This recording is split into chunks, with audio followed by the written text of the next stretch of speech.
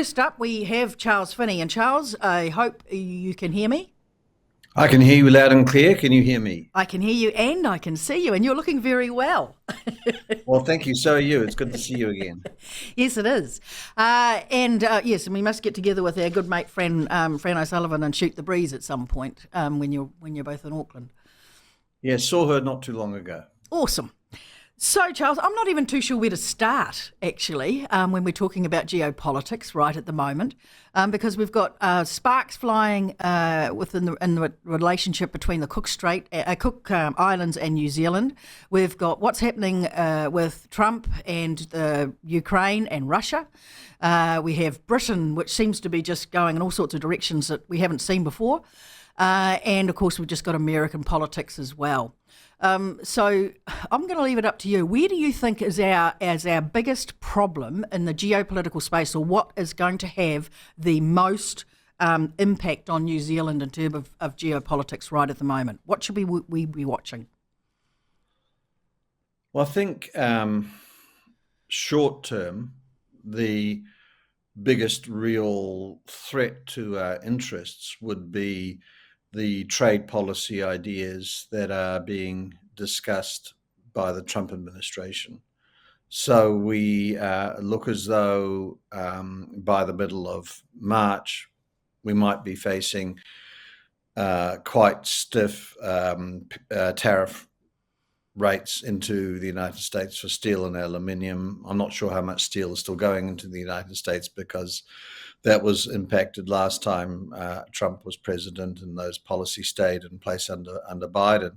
But aluminium, I know that there were some exemptions granted. The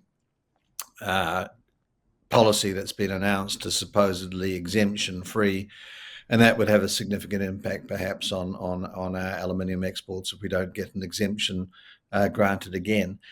So that's threat number one. There's also now work being done by the administration on so-called reciprocal tariffs, and they're going to be studying every country's trade policy regime, looking at tariff rates applied to US goods. But they're also going to be looking at non-tariff measures, and they're talking about including value-added taxes, and we've got one with GST. Right. And adding that into the mix. Now this is kind of crazy because the beauty of a value-added tax is it's neutral. It applies to imported product and domestically produced product. It's non-distorting. But there are some people around Trump who seem to think that they are distorting and unfair. Why do they think they're distorting? Do you know? Well, voodoo economics. They kind of explain voodoo economics. Is that well, just basically? I know, it's economics silly. I don't understand. This is economics I haven't read and been taught.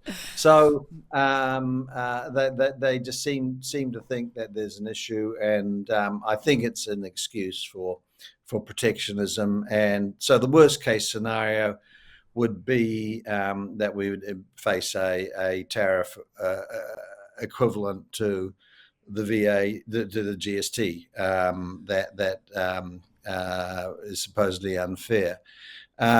This, of course, doesn't take into account the fact that our tariffs are lower than the United States tariffs, not by much, but they're lower. And also that states in the United States, most of them impose something equivalent to a GST or VAT. In some cases, we're talking about up to 8-9%. Wow. It seems to me pure protectionism and also maybe a revenue grab. So we've got to watch that very closely. Hopefully nothing will happen. Hopefully common sense will prevail, because, of course, one of the impacts of the imposition of charges will be increased prices in the United States. We've already seen the Fed slow the pace of easing in the United States, and inflation has ticked up a little bit. So there'll be lots of people in the United States pushing back on these policies as well. So hopefully they will prevail. And someone has just suggested that 90% of Tiwai's aluminium goes to Japan, which I think is probably about right. And so that means 10% to the USA, and the effects on New Zealand is bugger all. But actually, it has a big impact on Southland because Tiwai is such a significant part of their economy. And aluminium overall is still a big part of their GDP. Am I correct? It's a significant export, and I believe that the United States is an important market. Mm, This isn't going to be, I keep telling people that while this is a negative, we're actually very well placed mm, to weather the storm. United States is our second largest market, but we're far from dependent on that market. It's not as if we are in the position that Canada and Mexico in, where the United States is predominantly their largest market. We're talking about even with China, our largest market. We're not super dependent on mm, China. And that we will be able to find other markets for much of what is going into the United States. Maybe not at the right price point, but we'll be able to find a market for that product. And we've got a fantastic network of free trade agreements that have been mm. negotiated by successive governments. So we'll be able to muddle through this. But you were asking me about threats, and so I was talking about the most obvious threats. But I think that sort of many of the bedrock assumptions to our foreign and trade policies just have to be reconsidered right now, given what's going on in Washington. So in the trade space, we've got these sort of tariffs being talked about. And of course, countries are retaliating or talking about retaliating against the United States, and that will have implications for us as well. And of course, there are implications in terms of what impact these policies are having on equity and foreign exchange markets. So New Zealanders will feel the impacts of these policies one way or another.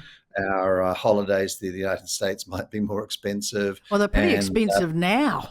Having yeah, just come yeah, back, yeah. 6 months ago, crikey, we were just stunned. It was pretty scary, really.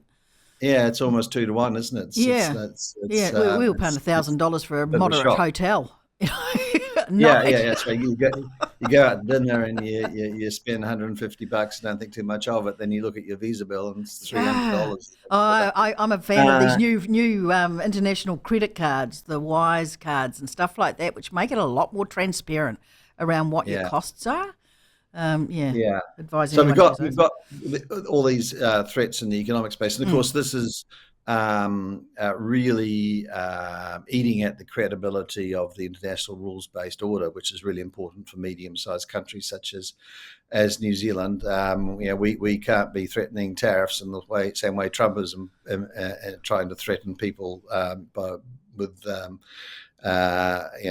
imposition of major economic hits. So we have to rely on everyone adhering, mm. respecting those rules, and obviously the United States is not respecting those rules. So, what does this say about the credibility of the WTO? We're going to have to think about that really, really hard. But then, if you go into the political and economic space, we've got a very marked change in US policy on the Ukraine war, Yes, yes. Russian invasion of Ukraine, and we're going to have to think about what this means for New Zealand. And it's really unclear what policies are going to be applying with regard to our part of the world, particularly vis-a-vis China. It does seem as though China is still being regarded pretty negatively in Washington, but Trump does seem to have a positive attitude to leaders such as Putin and Xi Jinping. Got very strange views on the leader of North Korea. So we just have to watch that space very, very carefully. So what is it going to mean for us, particularly given that over the last 7-8 years, since Murray McCully was foreign minister, we have been drifting more into the US orbit Yep. in terms of our China, East Asia policies. And we have been willing to challenge China more than we were in the past. And we were certainly much more closely associated with Australian foreign policy than we have been in the past. Is that going to continue? I don't know. And what's this going to mean for China? What is China going to be doing? They've been given an enormous opportunity, in my mind. The US is withdrawing or freezing its aid program. Well, great for China. Huge opportunity to step in and fill that vacuum. And if the United States is not as trusted by some jurisdictions as it was before, then again, huge opportunity for China to step in and try and boost its relationship with those jurisdictions. So, do you think it's the most uncertain time we've ever had, geopolitically?